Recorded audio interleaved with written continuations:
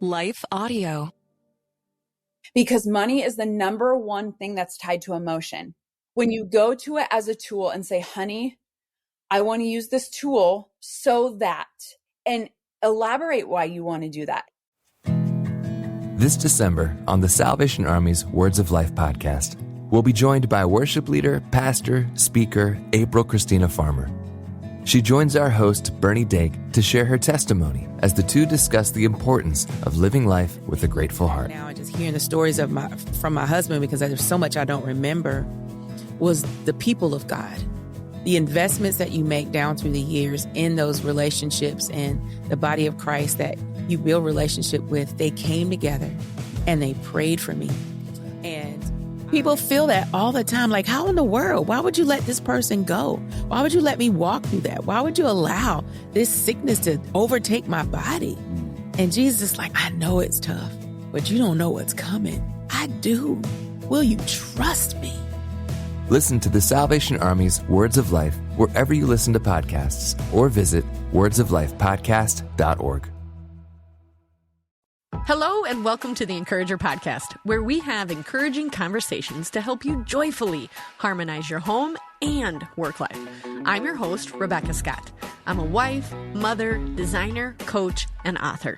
I'm here to help encourage and empower you to confidently make decisions that work for you and your stage of life, whatever that might be. Hey, Encouragers, today we're replaying an inspiring episode with Tabatha Thorell, where we dive into the powerful concept of building generational wealth. Tabatha shares practical strategies and tips to not only grow wealth, but also leave a lasting legacy for your family.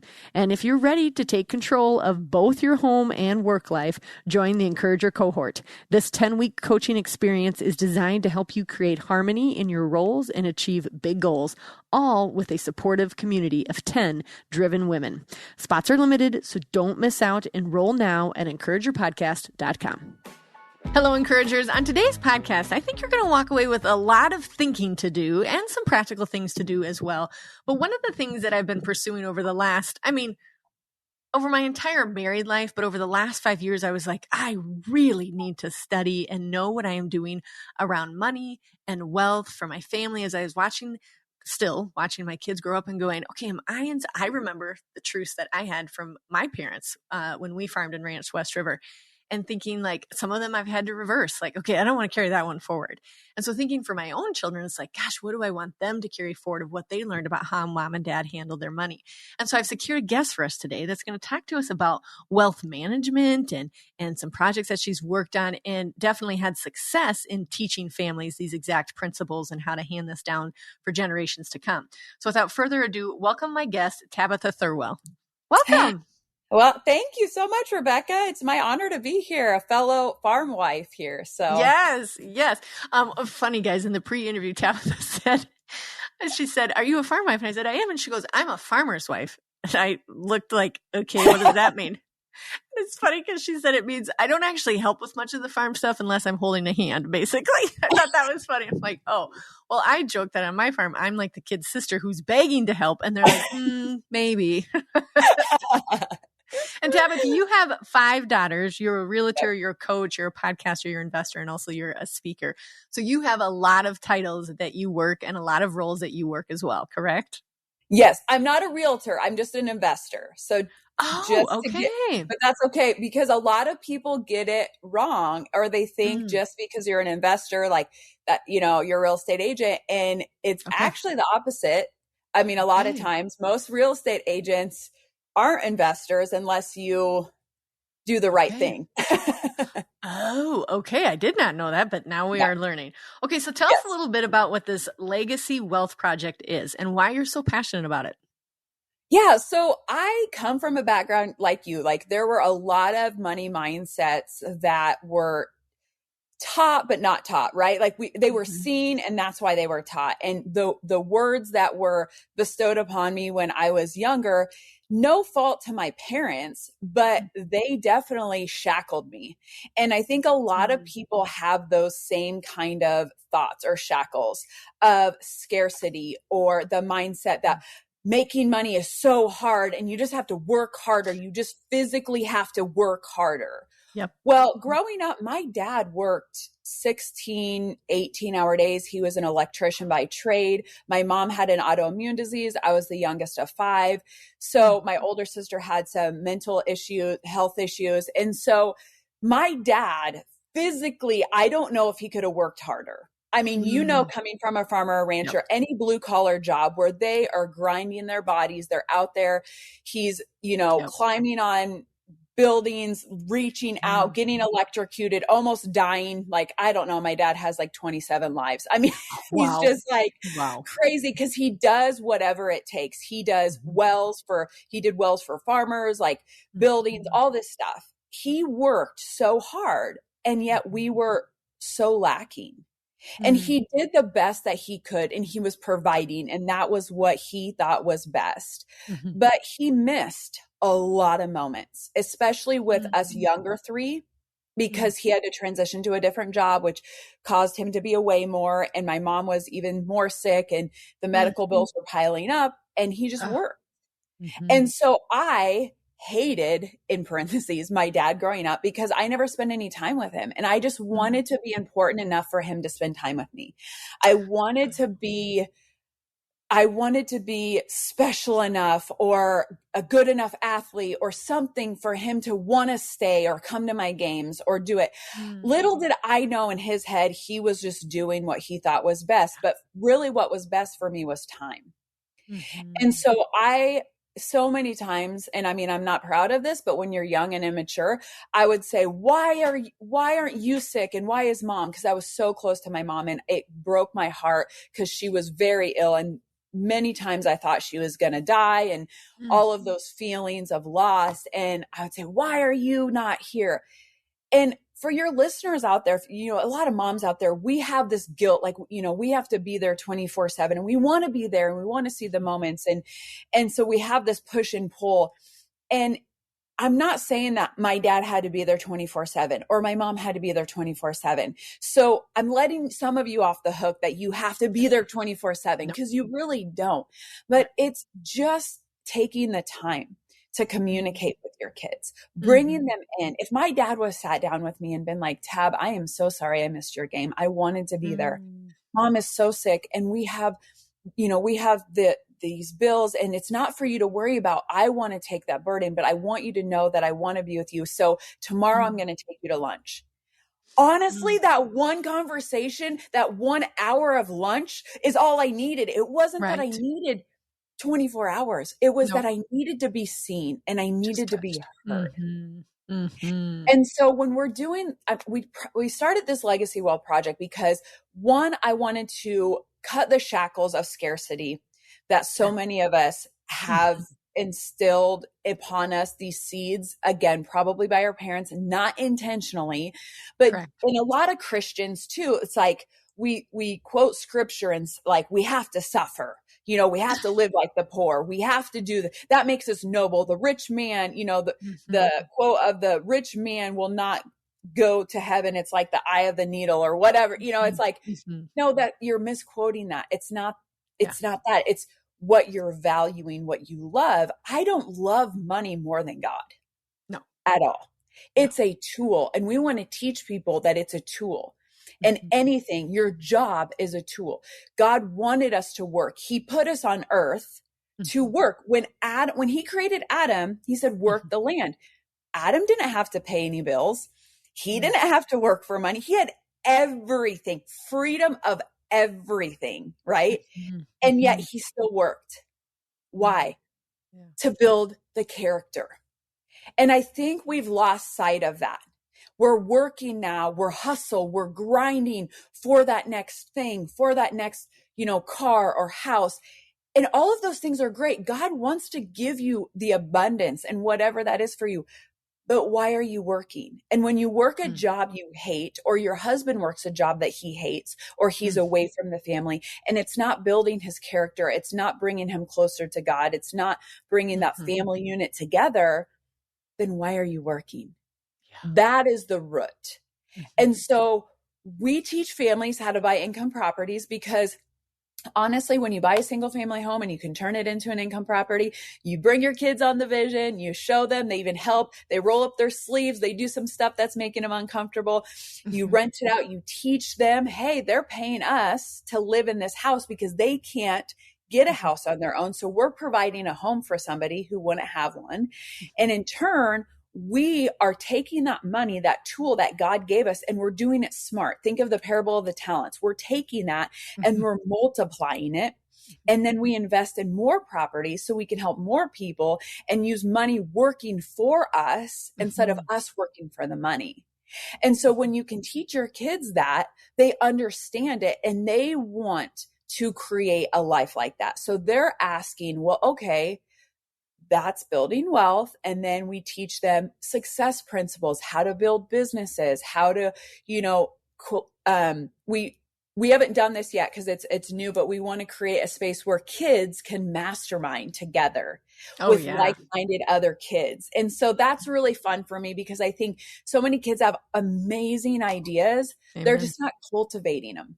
Yeah. And so that's why we created this, an atmosphere of cultivation and connection, communication, bringing family together so that whatever wealth you're creating, whatever you are hustle and grinding or working on, it sustains.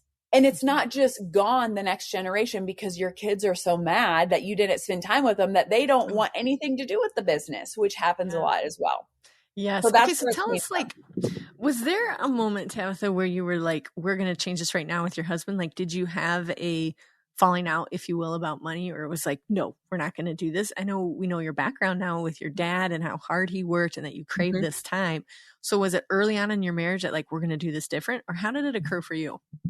Well, we started investing when we were in college before we were even married because he knew he would most likely farm. He has a construction management degree because he is amazingly skilled at contracting. And so he's like, well, I might as well get a degree. He wasn't quite ready to be in the real world yet. I was in college getting a pre-counseling degree, family studies. So he was like, I'll go to college with you and get this degree, but I know I'm not going to have a retirement plan. Like he knew he wasn't going to work for a corporation. He was like, I'm either going to be an entrepreneur or farmer, both, whatever. It's all the same. So he's like, I'm going to invest in these houses. His dad had bought some rental properties when he was about 16 and he helped him renovate those. So he saw it a little bit and then he's like, okay, we can do this. Of course we were watching, HGTV and all the new shows. Cause I'm going to date myself. This was in the early 2000s, where the shows started coming out of flipping before people didn't really know. And so we're watching these shows and we're like, oh yeah. So we bought our first property then. Because so we could see, we knew we'd want kids and we knew we wanted to build wealth. This was the best way. So we saw that.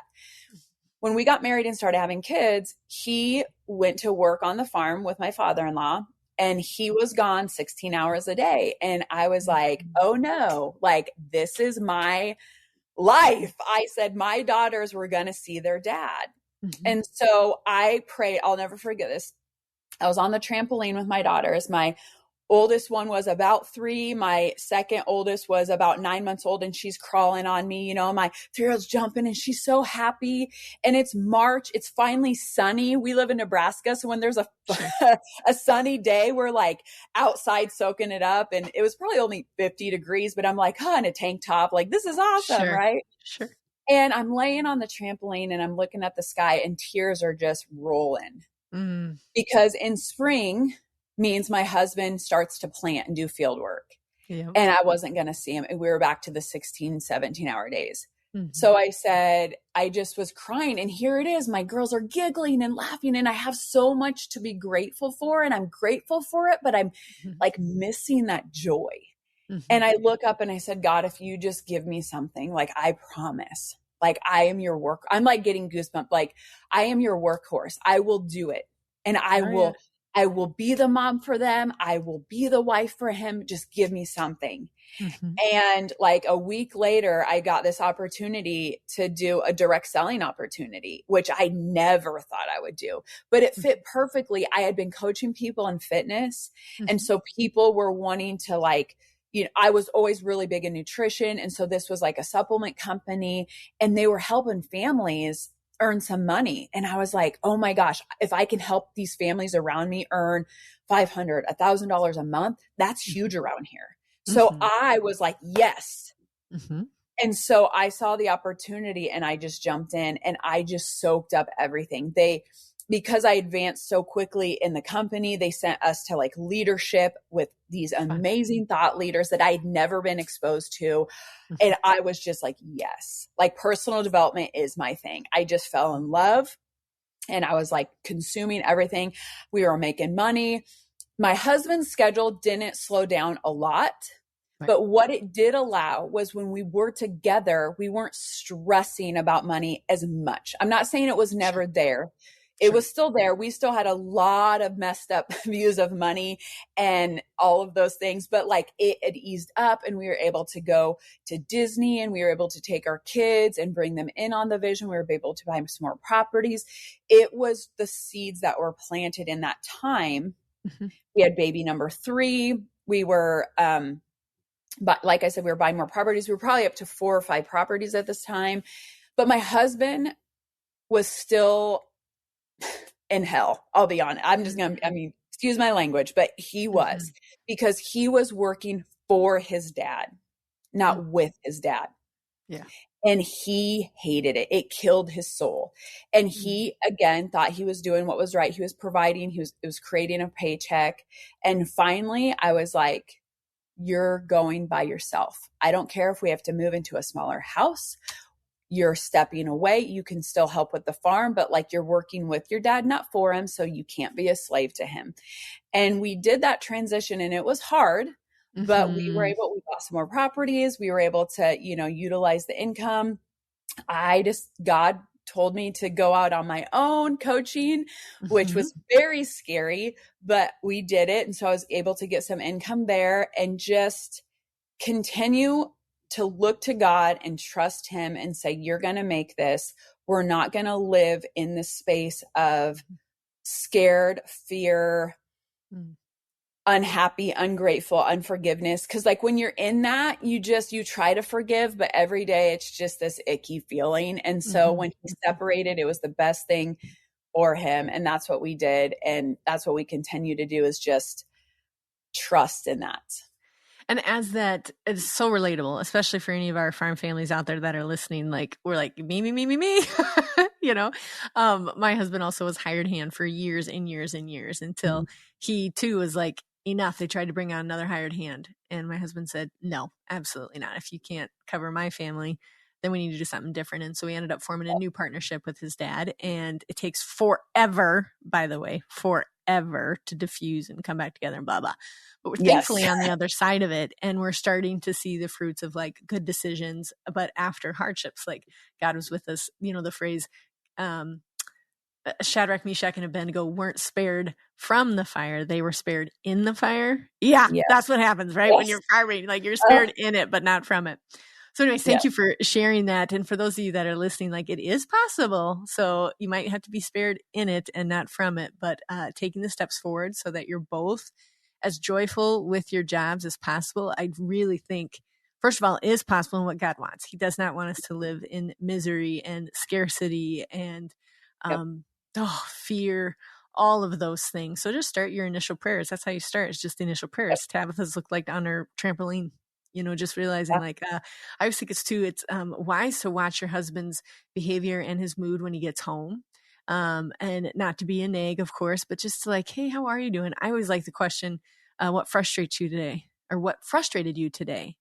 Yeah. Because that clues me in if it's money, if it's farming, if it's his partner, if it's livestock, cows, calving, whatever, but it cues me into like, could we alleviate that? And sometimes it's just giving them permission to be like, hey, let's choose a different path.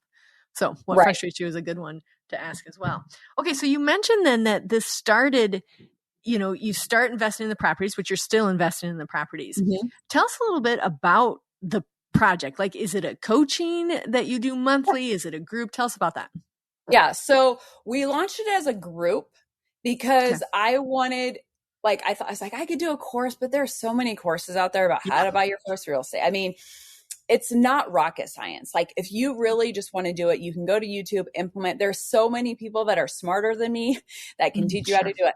But what I've noticed is like when you have a group and you can come in and we break it up into bite-sized, tangible steps. Because so many people, we would tell them what we do and they'd be like, oh my gosh, I want to do that. And I'd say, well, why didn't you? And, oh, well, we just like, can't find the right property. Don't have the money. Not sure. All it is fear. Because the money's out there. I'll tell you that right now. If you want to invest in your first income property, like come into our group because I can teach you how to do it with no money down. There are like 27 ways. Like it is like, there are ways that you can do it with no money down. You can do it without even owning your own property. Okay. So like that has been debunked, but people still have this fear, or I'm going to get this house and it's going to be a money siphon and just take all our money and all this stuff. And that's just a fear. And so it's like, we take it into a group. So you come to the group and then it's bite size. And then every week I do a live Q&A. So people can come in and you can submit your questions ahead of time or live and do it. Or you can even have a property and be like, I'm looking at this property. Would you do it? But if you look at it too, I always tell people too, if you look at it as the monthly membership in the beginning, like you were going to buy a course. Okay. So most courses, if they're good, are going to be $3,000 to $5,000. Like they just are. You can say that's too expensive. You can say this or that. But here's the thing. When you invest in that and you take that knowledge and it can net you 10 times, it's not expensive. Like you have to look at it relative, right? So we did it. So like if you come into our program for 90 days, because we'll help, one of our promises or whatever you want to say, I mean, I can get you there if you just do the steps, is buy your first income property in first 90 days. If you do the steps and you take it, you can get it under contract in 90 days. So if you take that group coaching program for 90 days and you come to those calls and you get coaching on that, and we do live trainings and I bring experts in like taxes. So your tax strategy, because people don't realize entrepreneurs, I don't care if you're a rancher, farmer, bricks and mortar, lawyer, dentist who owns their own practice, taxes is the number one expense. Yeah. You have to learn how to decrease the taxes. We do it all legal. All of it is like, but you want to know, because what you don't know is hurting you. And you pay over 52% in taxes in the United States. So you want to cut those costs down. This does that. And we bring experts in that. I'll bring bankers. We talk about, like I said, creative finance. So you can finance this project so it can be cash flow positive, and then how you can transition to your second property, your third property, and how and why you want to do that. And then it's a community. So other like-minded people that you can collaborate with. Like if you can't find the money, maybe someone in the group is willing to do a partnership. And again, fear. People are like, oh, I don't know that person. I could be taken advantage of.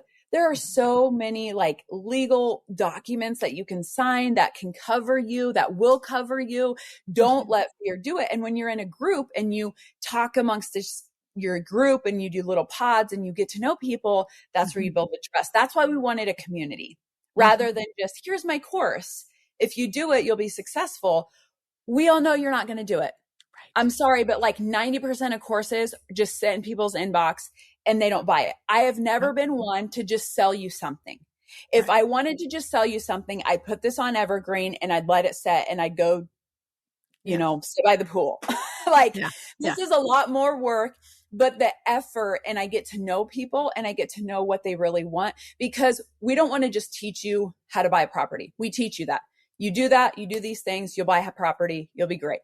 We want to do a step further. So the second thing we teach is how you teach or incorporate your family, your kids into the process, teach them success and wealth principles at a young age. So they don't have the money scarcity shackles that you had. So they learn about abundance and prosperity, that those are not bad words, even as Christian, and how you can use that for philanthropy work. You can use it for being generous. How when you are given, you're responsible for giving to others of your time, of your money. Now, I'm not saying that people don't know this, because I know you all know this. But when you're in a group and we set a time, like, hey, we're going to family mastermind, you're more likely to show up and teach that to your kids, because our life gets busy and it gets filled up with stuff. And then, like I said, we want to bring it that where there's like monthly masterminds for the kids where the Mhm. kids can come on and they can form their little groups and their little circles. And maybe they even form little businesses, or maybe they want to buy a property and they do research and they do the stuff that it takes. My 12-year-old daughter, she's looking for properties right now because she wants us to get a lake house. She wants us to get a vacation home. So she's like, Mom, I've been looking at properties, And so like just those little seeds that it's Mhm. possible.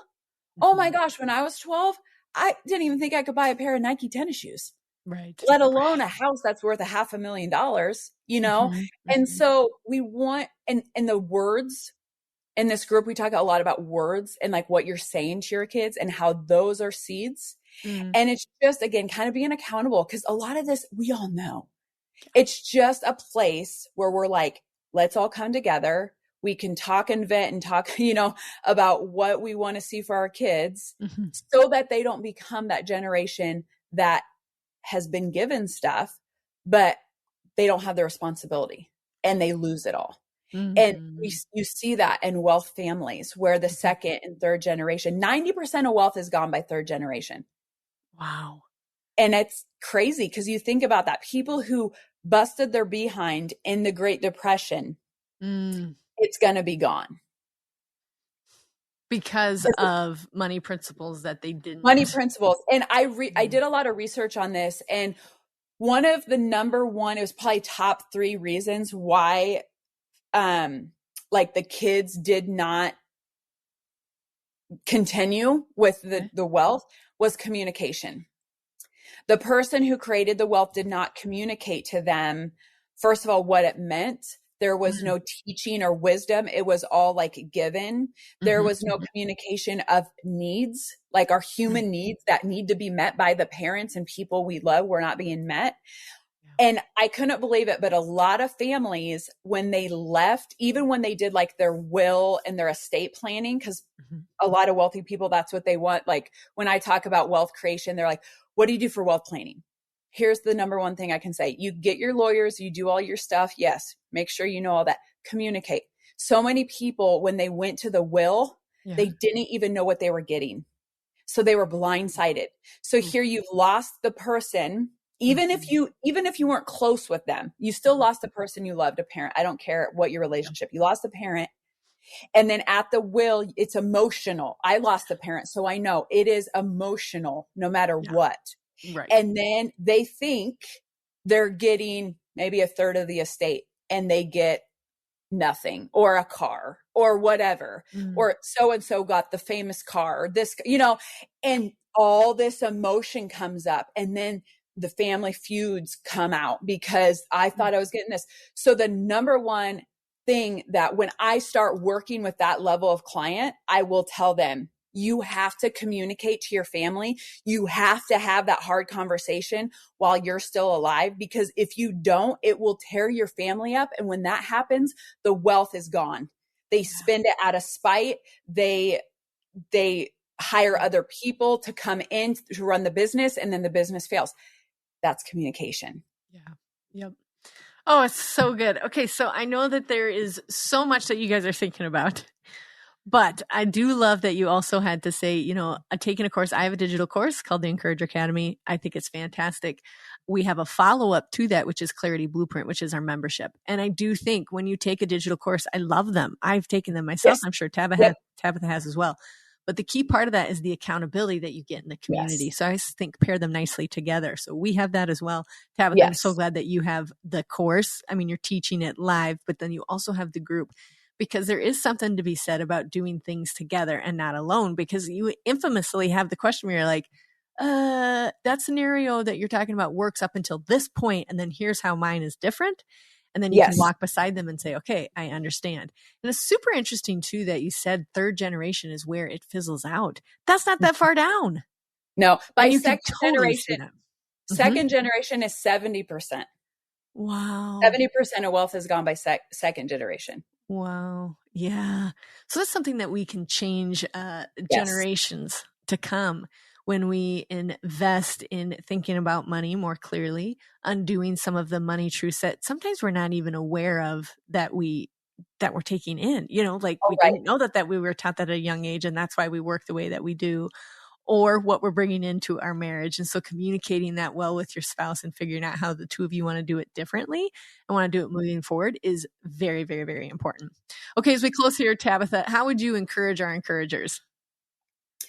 Wherever you're at, if you are in the hustle and grind or it's a side hustle and you're trying to raise babies and just, guys, I started and I would do it between nap time. My office was in the house without a door. Like, I mean, it was rough. It was putting them down and being exhausted. And I'm not saying you have to exhaust yourself. You have to take care of yourself.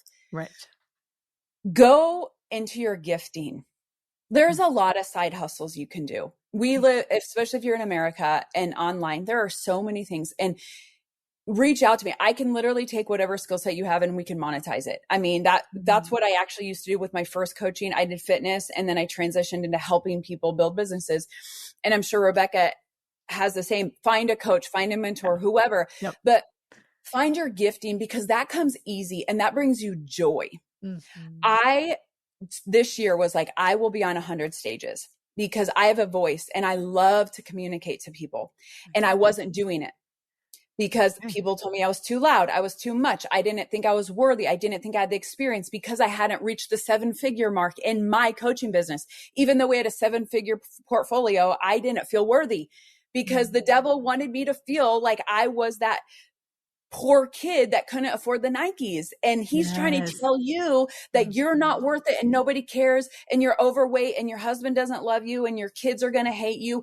The devil is going to teach you that because he is here to steal, destroy you. Like that is what he wants.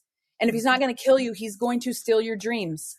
Oh, yeah. And so I'm just here to encourage you that your dreams are worth it. You are worth it. Take whatever you have, figure out how to monetize it, but get a mentor, surround yourself with the people that will help you. You have to invest in you and it's scary. And sometimes having those conversations with your husband are scary. Because money is the number one thing that's tied to emotion. And people talk about it, crumbling marriages. It's just the emotion behind it. Yeah. When you go to it as a tool and say, honey, I want to use this tool so that, and elaborate why you want to do that and know your husband's personality. My husband is very passive, quiet. So if I go with a very dominant, loud, he doesn't hear it. So when you kind of know it and go and say, I'm going to follow through on this. I just need your support. Tell him what you need from him and say, I don't need you to even believe me. I just need you to trust me and to take the kids one night a week or whatever it is, and tell them this is what it is and figure it out. And don't be afraid to get people to help you. To watch the kids for a few hours a week. It's okay. They will still love you. I promise. Like I said before with my dad, I just wanted intentional time.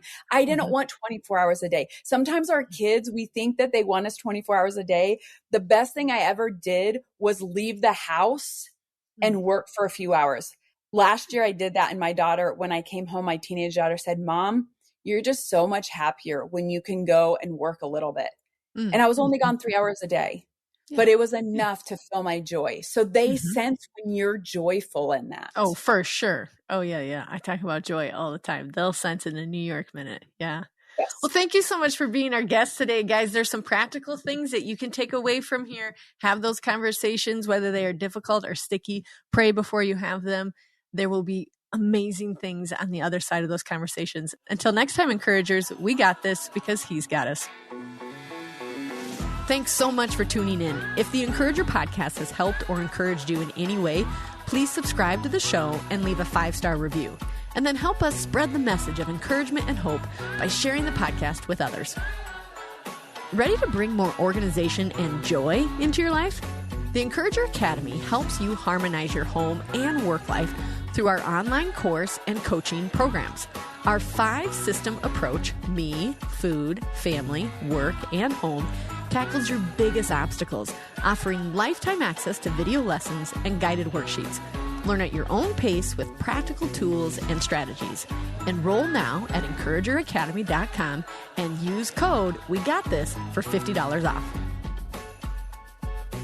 Are you ready to finally create systems that help you thrive in both home and work life? Join my 10-week coaching cohort designed for busy women like you. Together, we'll create customized, foolproof systems for managing your home, business, and personal life with joy and purpose. With live coaching, practical tools, and a supportive community, you'll leave feeling organized, confident, and in control. Don't wait. Spots are limited to 10 women. Visit encouragerpodcast.com to apply.